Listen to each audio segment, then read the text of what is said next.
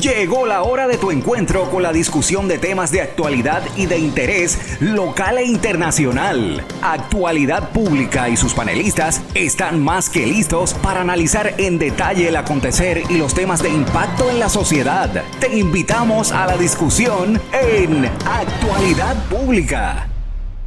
Saludos amigos y amigas, es viernes 2 de diciembre del 2022, son las 4 de la tarde, hora de dar inicio a Actualidad Pública por Católica Radio, Católica Televisión y las redes sociales de la Pontificia Universidad Católica de Puerto Rico. Vamos a escuchar los titulares del programa de hoy. Si está sucediendo, en Actualidad Pública se discute. Un análisis desde la doctrina social de la Iglesia. Actualidad Pública. El crecimiento socioeconómico del suroeste de Puerto Rico ha sido duramente impactado por huracanes, terremotos y por la pandemia. Esto ha resaltado la importancia de los municipios para atender las necesidades inmediatas y elaborar así estrategias a largo plazo que redunden en un fortalecimiento económico y social. El uso adecuado de los fondos federales en proyectos a largo plazo y la necesidad de atraer inversionistas locales e internacionales para que los cascos urbanos se revitalicen son puntos neurálgicos para lograr la estabilidad y el crecimiento económico de los municipios de la región. El proyecto para consolidar municipios impactaría negativamente el desarrollo socioeconómico de estas áreas. ¿Cómo podrían las entidades comunitarias insertarse en la planificación estratégica de los municipios? Son las 4 de la tarde, hora de comenzar Actualidad Pública. Tú necesitas saberlo y el doctor Jorge Iván Vélez Arocho, junto a su panel de expertos, te lo explican. Actualidad Pública. Como cada semana, les saluda y les da la bienvenida el licenciado José Frontera Ajenjo, vicepresidente de Asuntos Administrativos de la Pontificia Universidad Católica de Puerto Rico.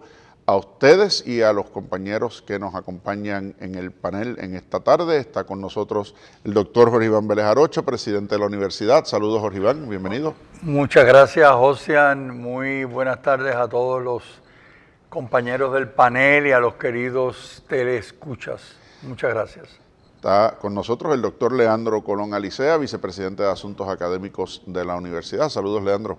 Saludos, Josian, saludos, Lisa, Jorge Iván. Buenas tardes a nuestro querido público y agradecemos que compartan con nosotros en esta hora de la tarde. Y está con nosotros la licenciada Lisa Riestra Carrión, ayudante ejecutiva del presidente. Saludos, Lisa. Saludos, Josian, presidente, doctor Leandro Colón y todos los que nos siguen semana tras semana por estos medios. Esta semana, el pasado martes, tuvo lugar en nuestra universidad un foro organizado por el Observatorio de Gobernanza y Políticas Públicas, titulado El desarrollo socioeconómico en los municipios del suroeste, retos y perspectivas futuras.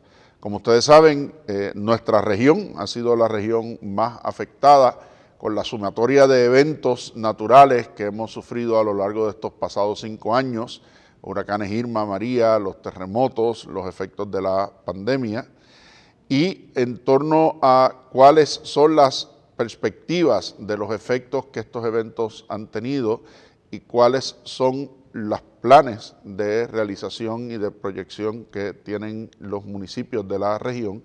Tuvimos como invitados en ese panel al alcalde del municipio de San Sebastián, el honorable Javier Jiménez Pérez.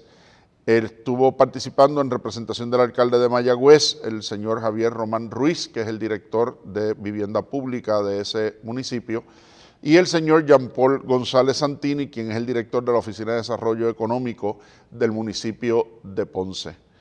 De más está decir que el efecto de estos eventos naturales, que hemos discutido ampliamente en este espacio, se montan sobre una serie de situaciones que han venido afectando a los municipios de estas regiones de la isla, de toda la región suroeste y norte central de la isla, no solamente desde ahora que estos eventos se han dado, sino a lo largo de muchísimos años.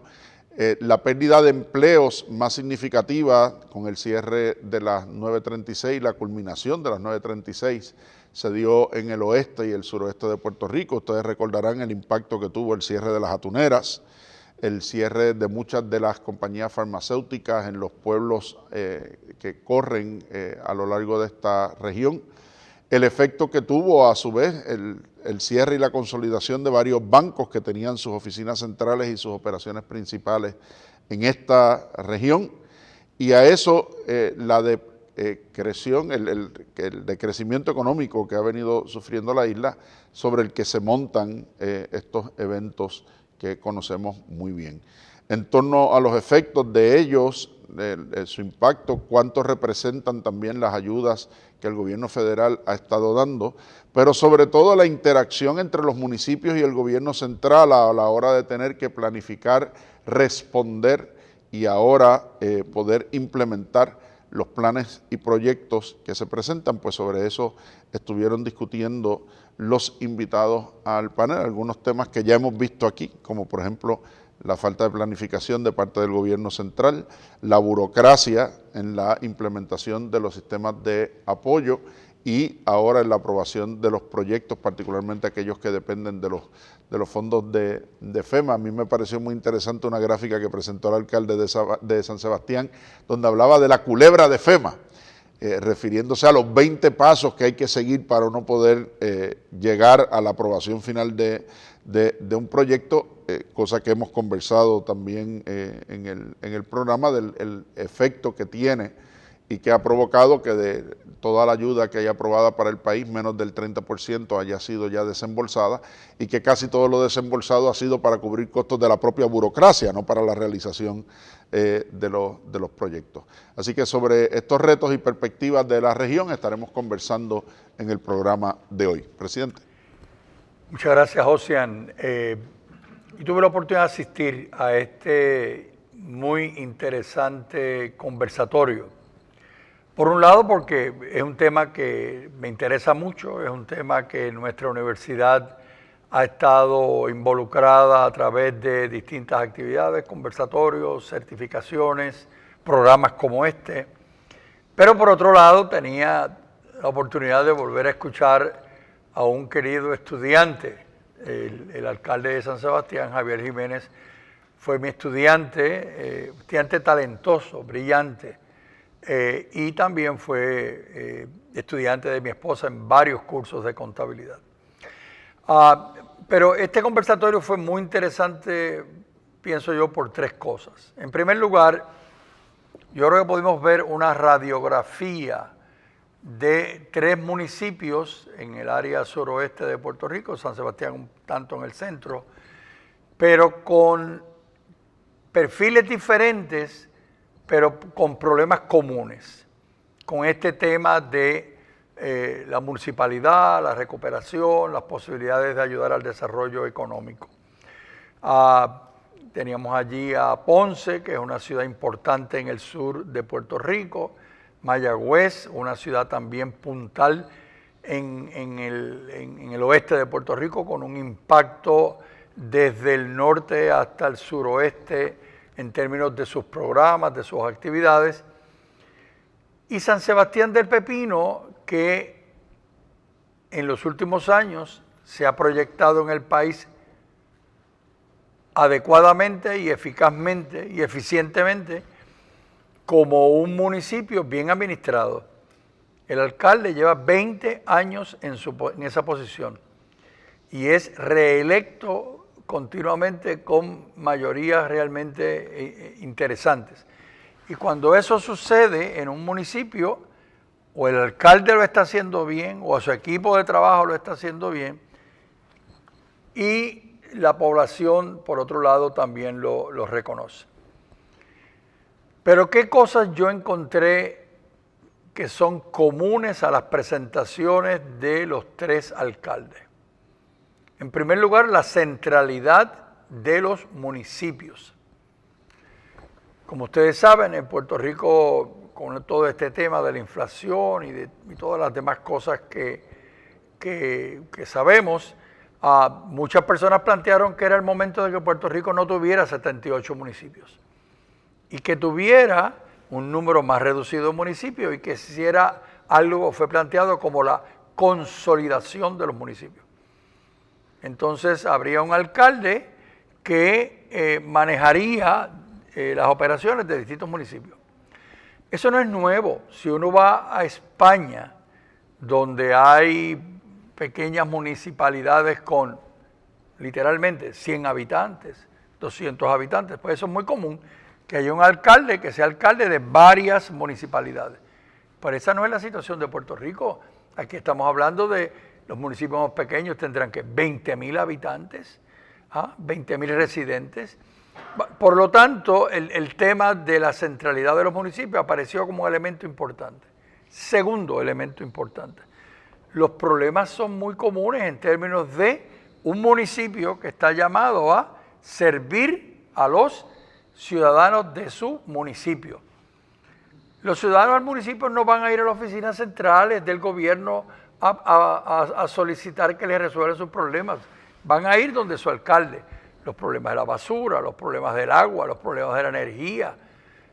Aunque el caso de la energía eléctrica, diría que eso está centralizado. Pero el residente sabe que si se cayeron unos árboles y tumbaron los cables, el municipio es el que puede resolver. No digamos nada del tema de la seguridad o el tema de la salud. Así que los problemas, como decía el famoso senador de Massachusetts, Tip O'Neill, al fin y al cabo la política es local. La política no es nacional, la política es local. Y los alcaldes, los tres, el alcalde y los dos representantes nos recordaron. Y en tercer lugar, y sobre eso voy a hablar un poco más adelante, el tema de la burocracia para resolver los problemas se destacó en el conversatorio. O sea, cuántos billones de dólares están asignados y cuántos se han otorgado y cuánto tiempo se ha otorgado. Y los tres concluyeron de una manera u otra que el problema es un problema de burocracia. El licenciado Frontera hablaba de la serpiente de FEMA. Bueno, es que estamos hablando de cuántos pasos para poder conseguir que los fondos se otorguen. Y finalmente, hay un último elemento que tocaré quizás al final del programa, surgió también allí, es el tema de la corrupción. El tema de que los fondos muchas veces entran otras empresas, no necesariamente de Puerto Rico, a ejecutar las actividades y terminan muchos intermediarios, cada cual tomando su tajada. Este foro me pareció sumamente interesante porque presenta y retrata una realidad inescapable que estamos todos enfrentando. Ya José y Jorge Iván han comentado algo sobre eso.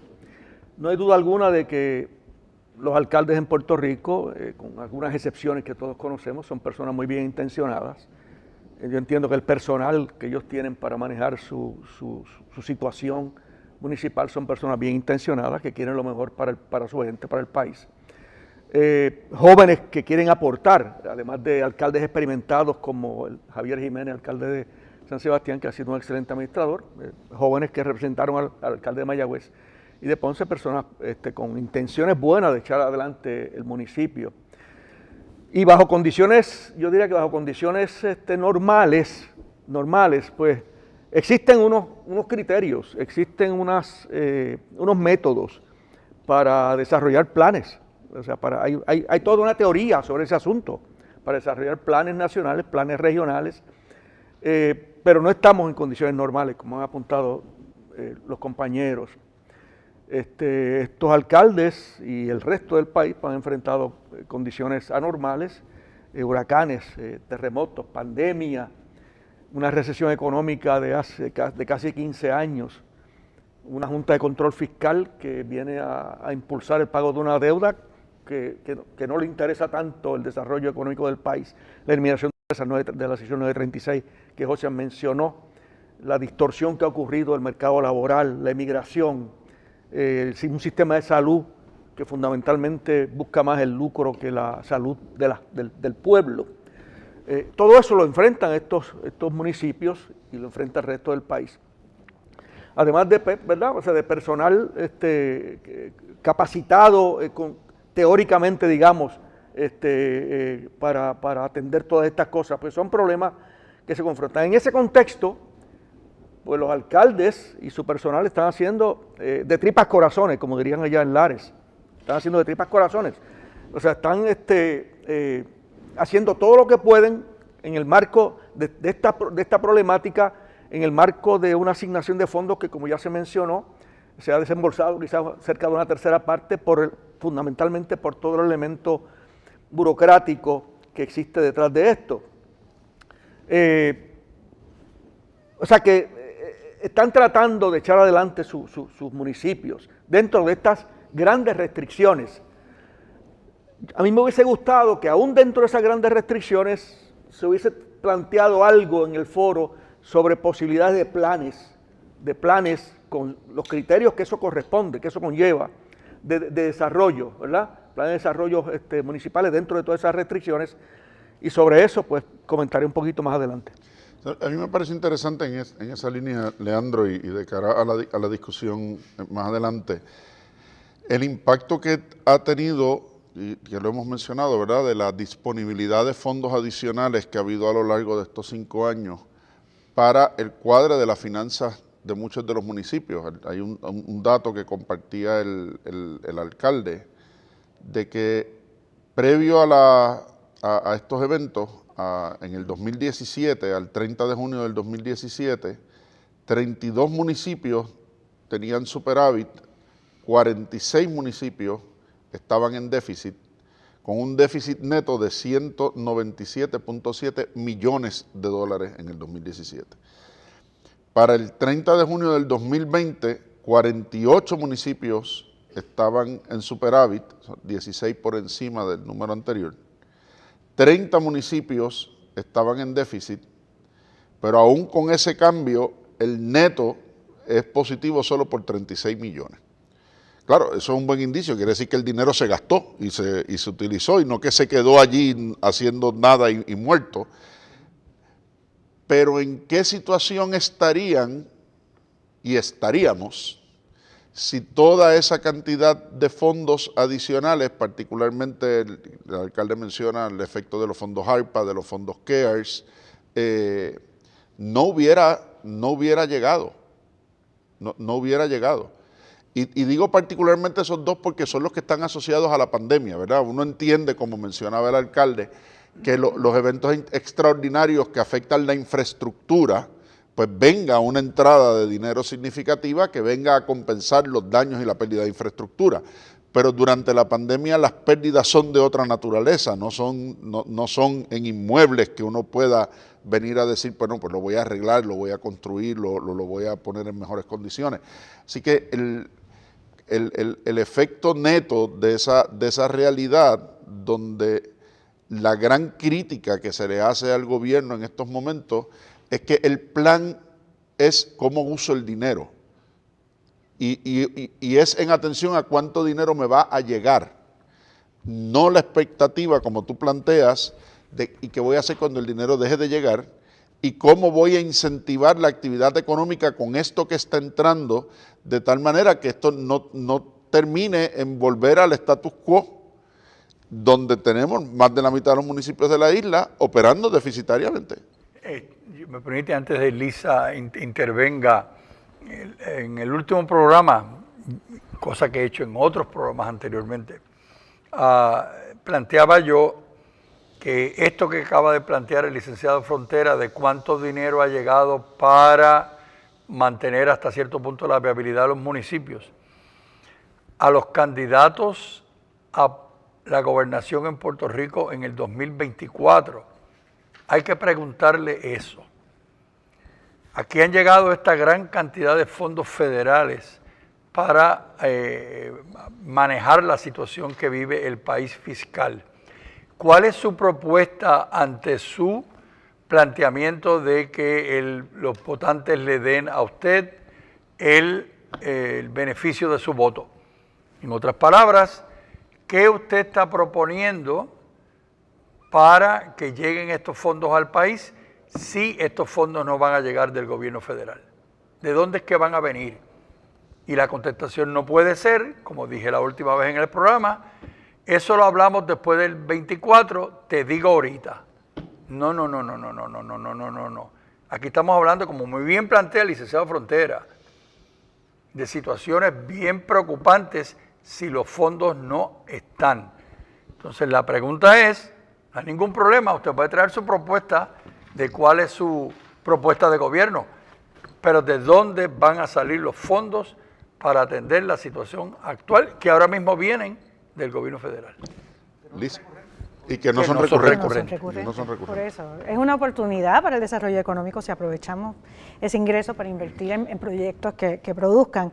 Pero escuchando al presidente, iba a ir por otro lado, pero sí, quería simplemente recalcar que aquí hemos hablado sobre el peligro de un aumento de actos corruptos, como ya hemos visto en el pasado, al recibir esa gran cantidad de fondos.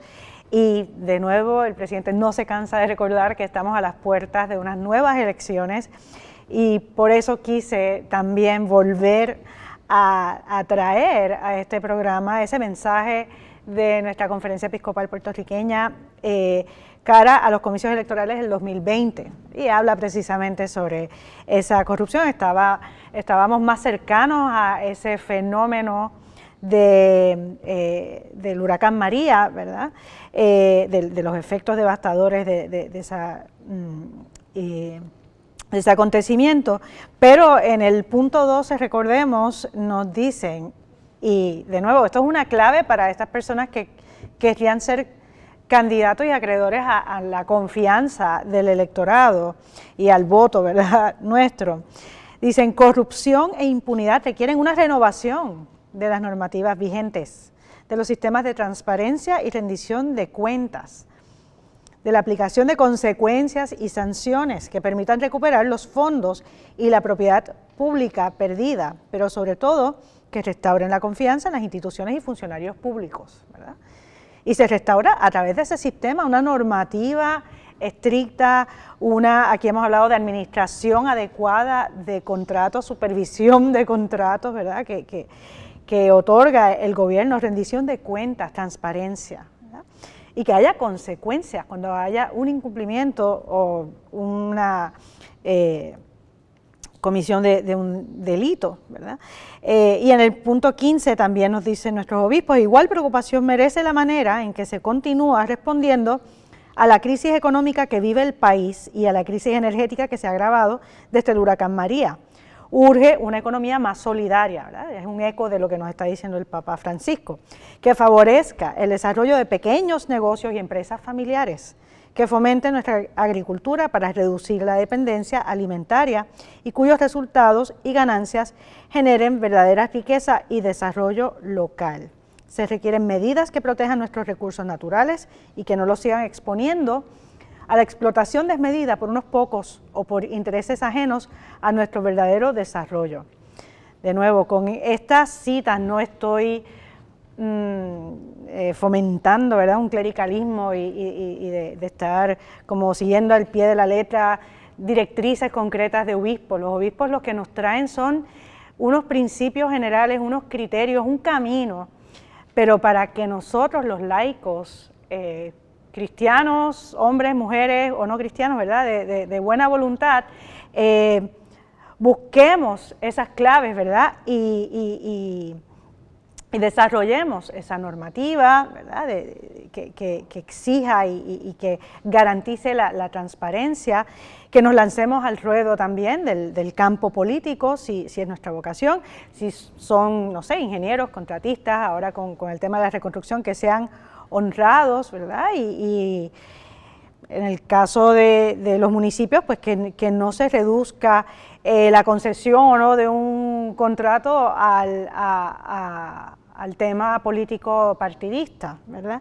Y volviendo también a cómo abrió esta conversación el presidente, ¿verdad?, hablando sobre ese punto de la centralidad de los municipios, ¿verdad?, aunque a veces pueda parecer que son muchos. Escuchando a estos representantes del alcalde de Ponce y de Mayagüez y al alcalde de San Sebastián, me reafirmaba en ese principio de subsidiariedad, ¿verdad?, que también es otro criterio que nos ha traído la doctrina social, las enseñanzas sociales de la Iglesia. Los alcaldes están cerca del pueblo, ¿verdad? Son como están cercanos a esos grupos más pequeños, a esos individuos que el gobierno, tanto central como pues, más local, que es el municipal, tiene la obligación de ayudar, no sustituir, sino ayudar, asistir. Y si el gobierno central no escucha lo que tienen que decir los alcaldes, pues va a estar enajenado a la realidad puertorriqueña.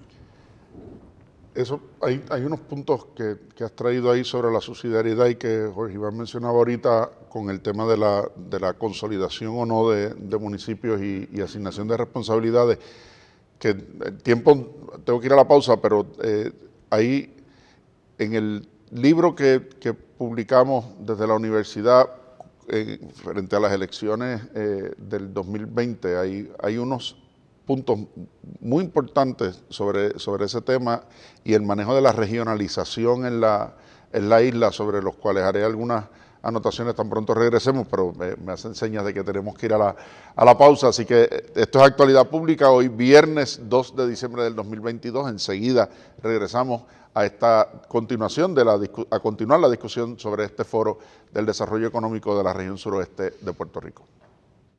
Crisis energética, políticas públicas, manejo de la deuda del país, asuntos de la iglesia, violencia, en fin, asuntos de importancia que impactan la sociedad. Por eso es Actualidad Pública. Regresamos, amigos y amigas, hoy 2 de diciembre del 2022, ya estamos en el último mes del año, esto va corriendo. En este programa donde estamos conversando sobre el conversatorio que hubo este pasado martes sobre el desarrollo socioeconómico en los municipios del suroeste, retos y perspectivas futuras, donde estuvo el alcalde de San Sebastián, estuvo el director de desarrollo económico de aquí del municipio de Ponce y el director de vivienda pública del municipio de Mayagüez, conversando sobre el efecto de los fenómenos naturales y las pandemia y las perspectivas de desarrollo futuro para estos municipios. Decíamos antes de la pausa que había este tema sobre la consolidación de los municipios y el principio de la subsidiariedad que Elisa nos recordaba.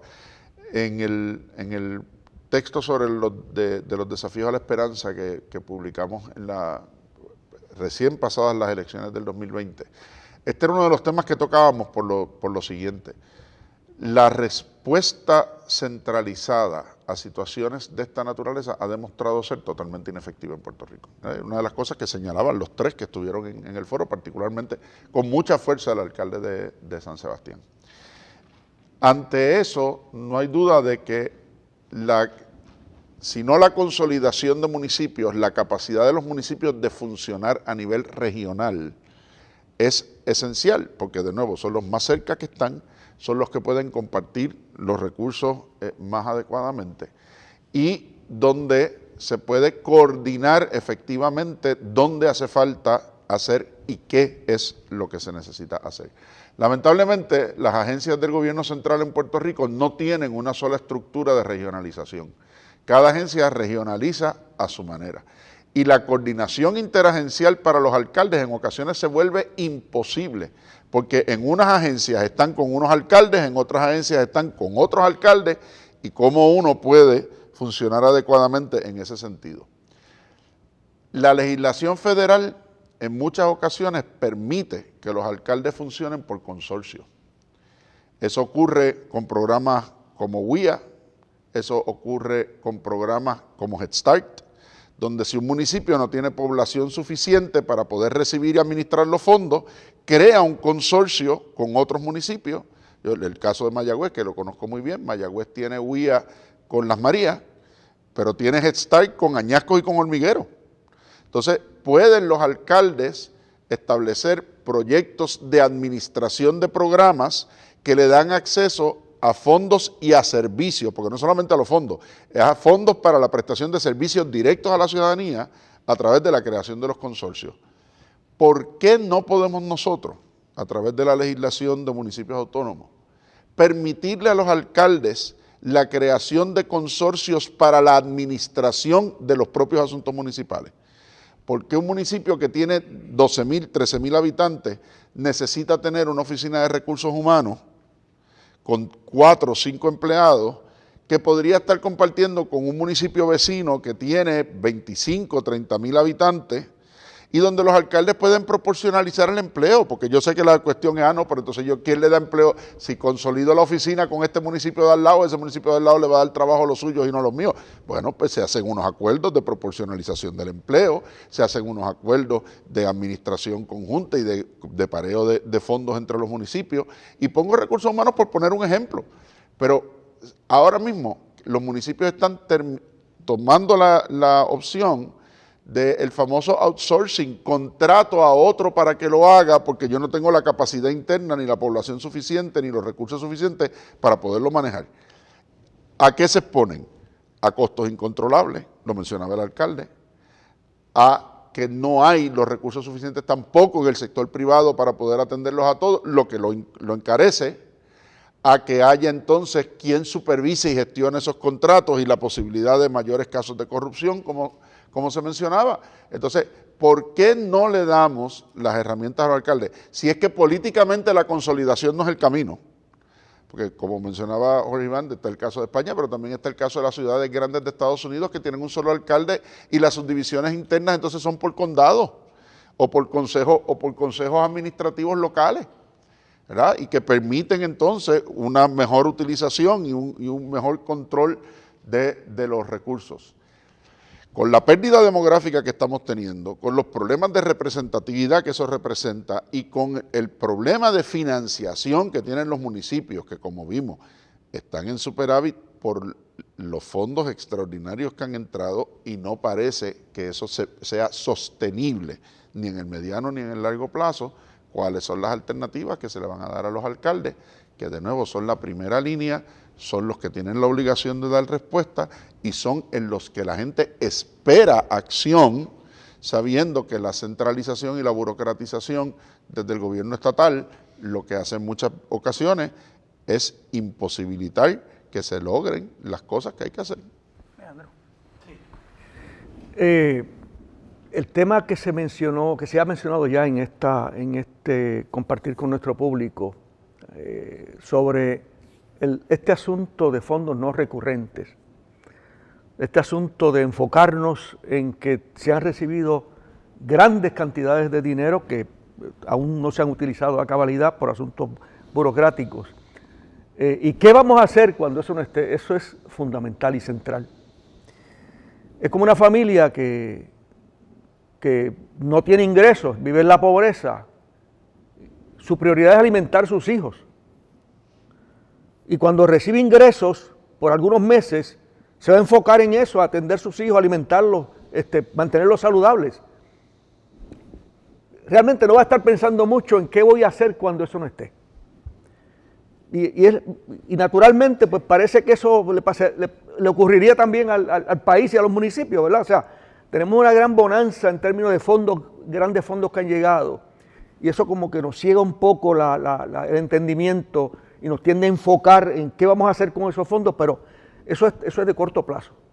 Cuando uno mira los planes de desarrollo municipales, regionales del país, estamos hablando de planes de largo plazo.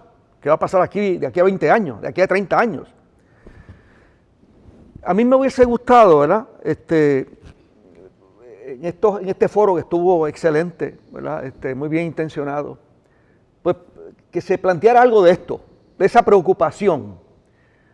Y un plan, ¿verdad? Un plan, hablando así en términos sencillos, a grosso modo, pues para el municipio, para el país, lo que va a requerir es que hagamos un diagnóstico de la situación del país, de los municipios en este caso, cuáles son las necesidades del municipio, de ahí van a surgir cuáles son los objetivos que queremos perseguir en las metas y qué estrategia vamos a utilizar para llegar ahí.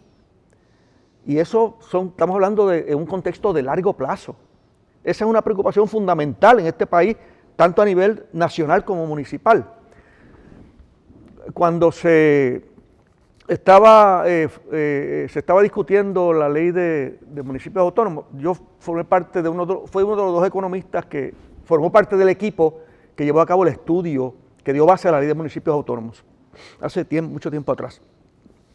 Una de las cosas que el compañero que estuvo conmigo y yo hicimos fue computar lo que se conoce como un índice de tensión fiscal municipal.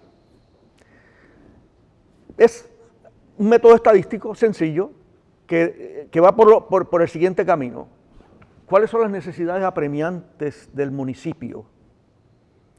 ¿Cuáles son los ingresos que tenemos para atenderlas? Eso crea tensión, eso crea una tensión. ¿Cuál es el nivel de esa tensión?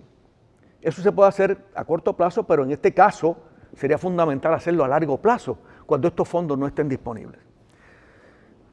Un elemento que no debo pasar por alto y que también me hubiese gustado escuchar en este foro hay 2 municipios de los 3 que participaron en el foro que tienen 2 tremendas universidades.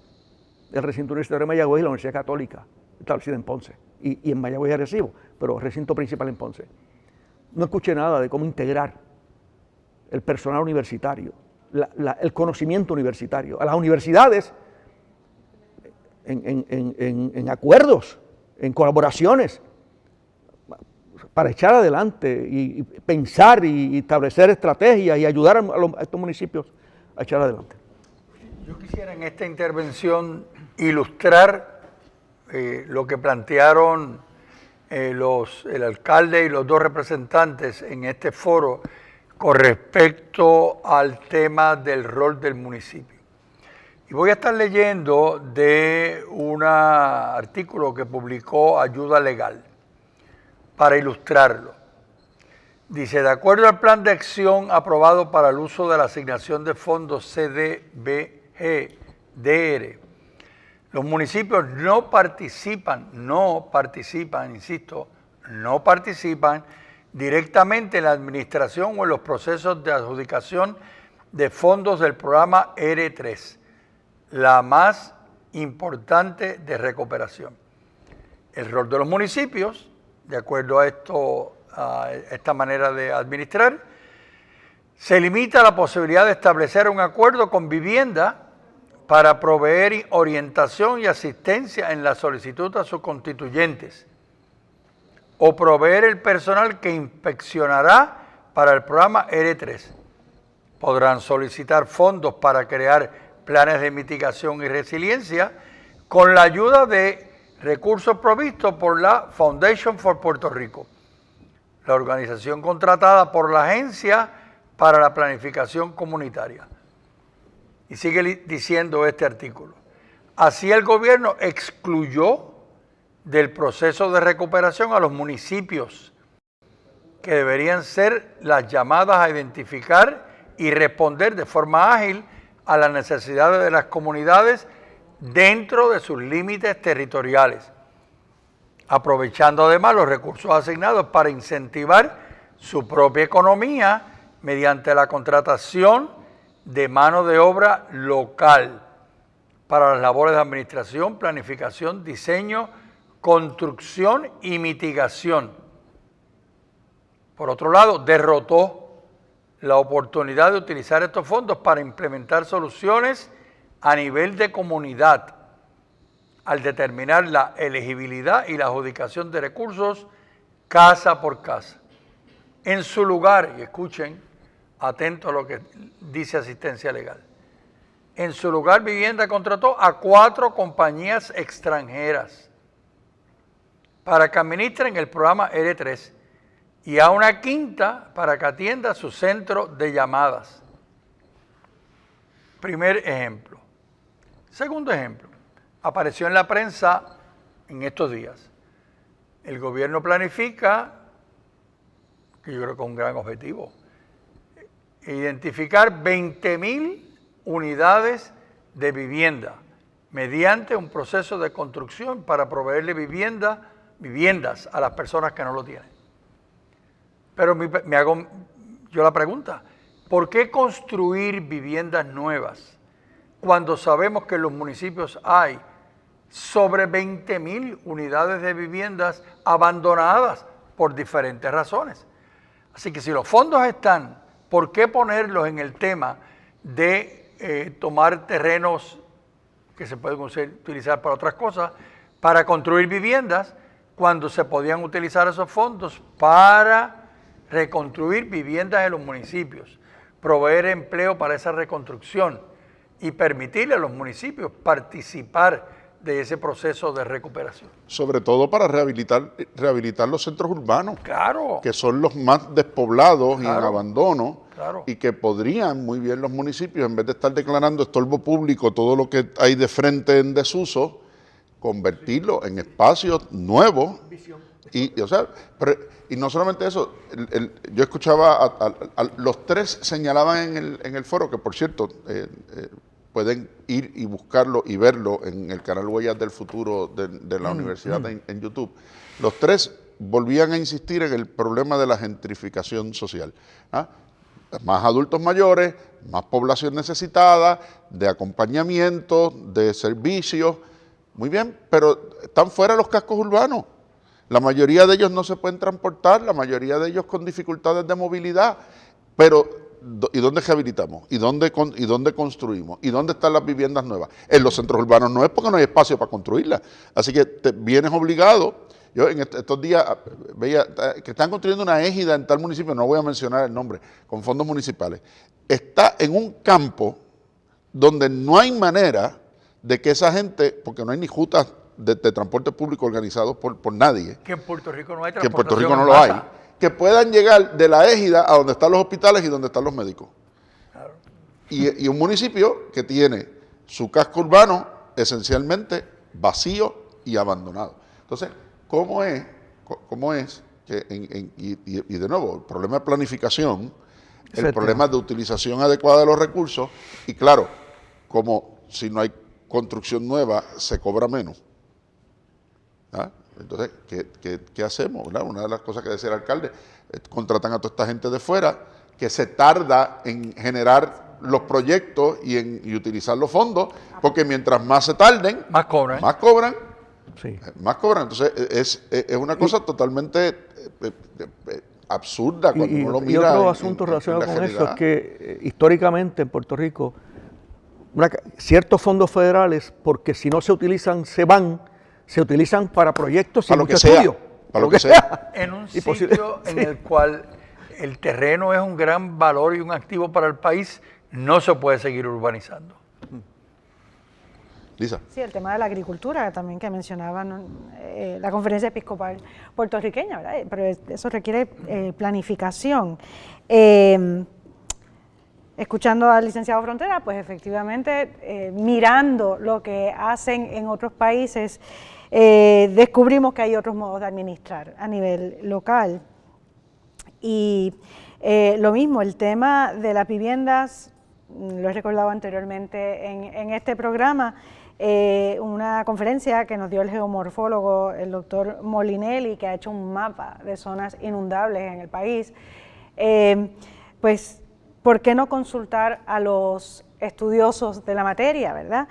Obviamente no se puede, no se debe arreglar una vivienda que está en un lugar inundable, ¿verdad? Habría que movilizar a esas personas a algún lugar seguro, que no necesariamente tiene que ser construir una nueva vivienda, puede ser aprovechar y reconstruir o arreglar alguna vivienda existente que no esté en un lugar inundable.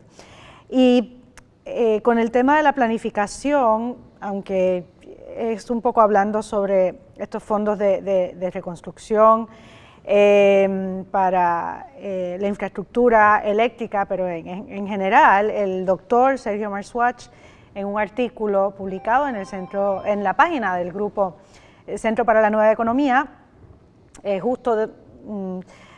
muy cercano a la visita del presidente Biden, decía, en varias semanas pasaremos de la respuesta inmediata al huracán Fiona a la planificación de la reconstrucción de los daños causados por ese fenómeno natural. Cuando las cámaras se apaguen, los medios internacionales dejen de reseñar a Puerto Rico, ¿verdad?, por la visita de Biden, y la vida en la isla comience a retomar su ritmo cotidiano, es imperativo que no nos olvidemos de los que perdieron su hogar, de las comunidades que quedaron incomunicadas, de los dueños de pequeños negocios que lo perdieron todo. En esta coyuntura se pone de manifiesto la necesidad de definir cuidadosamente marcos precisos de planificación, coordinación y ejecución, de mejorar el flujo de información. En conclusión, se necesita una entidad que coordine y administre de forma integral la recuperación de Puerto Rico. Sabemos que van a llegar los fondos, podemos planificar, no es una pandemia que, no sé, un 13 de marzo nos dicen que el 15 va a haber un lockdown completo, ¿verdad? Esto es algo que ha pasado antes en el país, la recepción de fondos, ¿por qué no empezamos a planificar? ¿Y por qué no creamos mecanismos para que esos fondos puedan circular y funcionar adecuadamente?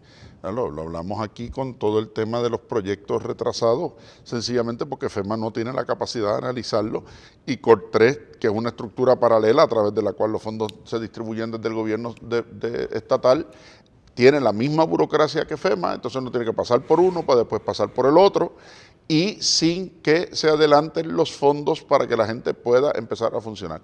Hace 2 semanas el director de COR3 anunció junto con el secretario de la Vivienda y el gobernador que a los municipios les van a empezar a adelantar a partir de enero el 50% de los fondos de los proyectos aprobados por FEMA como un financiamiento interino, cosa que habíamos planteado hace mucho tiempo que debía ser la estructura de uso de esos fondos, para que entonces, según el municipio va gastando y realizando la obra, le sigan desembolsando el resto y puedan llegar a completarlo, porque los municipios no tienen la capacidad de flujo de efectivo para de otra manera empezar con las obras.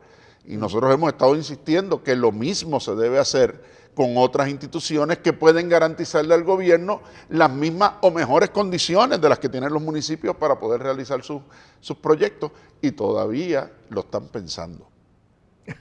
Con dinero que ya está aquí, y que está en manos del gobierno central y que no está siendo puesto a producir porque el gobierno central sencillamente no encuentra una manera adecuada de ponerlos a correr. No, y en este proceso uno lee con frecuencia a personas del gobierno que van a solicitar más fondos al gobierno federal, y el gobierno federal probablemente le dirá: pero ¿y los fondos que tienes allí asignados? ¿Cómo es que no los has utilizado aún? O peor aún, los has perdido por no haberlos utilizado a tiempo. Claro, y la semana pasada, recordarán ustedes que era uno de los temas que conversábamos con el profesor Israel Santiago y con el decano Moreno, de uno de los impactos que tiene el cambio en la composición de la Cámara de Representantes del Congreso de los Estados Unidos. ¿Por qué? Porque es de la Cámara de Representantes que salen los proyectos presupuestarios. Y una Cámara demócrata es muy distinta a una Cámara republicana, y ahora una Cámara republicana le ha advertido al presidente: oye, estos paquetes de ayuda no los vamos a seguir aprobando así. El que quiera un paquete de ayuda venga a demostrar primero cómo usó el anterior, y después que demuestre cómo usó el anterior, entonces hablamos de negociar un nuevo paquete. Entonces, ¿a dónde vamos con esa circunstancia? En el uso, en la planificación y en la rendición de cuentas. Así es. Porque la lupa está ahí puesta. Leo. Antes de concluir, quiero hacer un siguiente comentario. El alcalde de San Sebastián mencionó algo interesante. Dijo que los alcaldes ven esto desde el punto de vista de un cuatrienio. Totalmente de acuerdo. Ese es otro problema. Muchas veces el elemento político, cómo manejar situaciones para ser reelecto, independientemente de si soy un buen administrador o no, y el alcalde de San Sebastián lo ha sido, pues es otro asunto que interviene en esta situación. Voy a añadir, si me permite un segundito, Leandro, porque es que hemos insistido, ¿no?, de que el alcalde de San Sebastián ha hecho un buen trabajo. Nos informó que este verano pasado pagó la deuda municipal. O sea, ¿cuál es la deuda de su municipio? Cero. Sí. Millones de dólares que debía, los pagó. Sí. Y es que sabemos que la inmediatez siempre es un gran enemigo. Claro. O sea, pensar en resolver lo inmediato sin considerar los efectos de la inmediatez en el mediano y en el largo plazo es lo que nos ha costado todo lo que está pasando en el país. Decía Héctor Luis Acevedo muchas veces, recordando a los agricultores de Puerto Rico, decía que el agricultor sabio no ponía toda la semilla en la olla, dejaba parte de la semilla para el surco. Pero como nos recordaba el otro Héctor, Richard, como la actitud ahora es de mi maíz ni un grano. Exacto. Sí. Hacia donde... Y la ausencia de visión de largo plazo es fundamental. Es fundamental en todo eso. Fundamental. Fundamental en Sí. todo eso. Bueno, sobre todo, sabemos que ese seguirá siendo tema obligado en este análisis que hacemos cada semana, porque es la situación a la que el país se enfrenta y se seguirá enfrentando de cara a todos estos retos que seguimos viviendo y experimentando, y para eso estamos aquí los viernes con ustedes cada semana, así que aquí los esperamos la semana próxima en Actualidad Pública. Hasta entonces, buen fin de semana para todos. Esto es Actualidad Pública, una producción de la Pontificia Universidad Católica de Puerto Rico.